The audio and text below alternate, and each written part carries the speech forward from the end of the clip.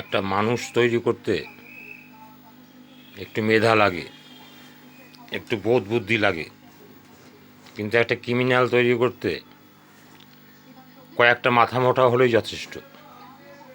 সেই মাথা মোটারাই ক্রিমিনাল তৈরি করে। ক্রিমিনাল কখনো মায়ের পেটে জন্মায় না, ভালোভাবে সবাই যেরকম জন্মায় সেরকম জন্মায়। মাথা মোটাগুলো তাদের কাজ হাসিল করার জন্য ক্রিমিনাল তৈরি করে নেয়, ভালো লোককে জেলে পাঠায়, জেলে শাস্তি পায়, তারপর সে আর ভালো থাকে না, ক্রিমিনাল তৈরি হয়ে যায়। প্রশাসন যদি তার উর্দি এবং র্যাঙ্কের বাহাদুরি না দেখিয়ে নিজের বাহাদুরি তারা দেখায়, বুদ্ধির বাহাদুরিটা দেখায়, তাহলে কিন্তু এত ক্রিমিনাল তৈরি হয় না। ক্রিমিনাল তৈরি হচ্ছে আমাদের মাথা মোটার জন্য, মাথা বুদ্ধি।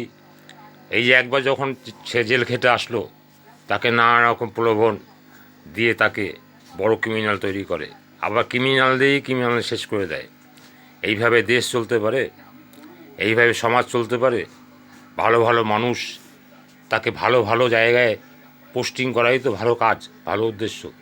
কার মধ্যে কী প্রতিভা আছে সেই প্রতিভা খুঁজে বের করে তাকে সেই দিকে যদি পরিচালনা করা যায়, তাহলে মানুষের উন্নতি হয়, দেশের উন্নতি হয়, দশের উন্নতি হয়, এবং আমাদের বাঁচতেও ভালো লাগে।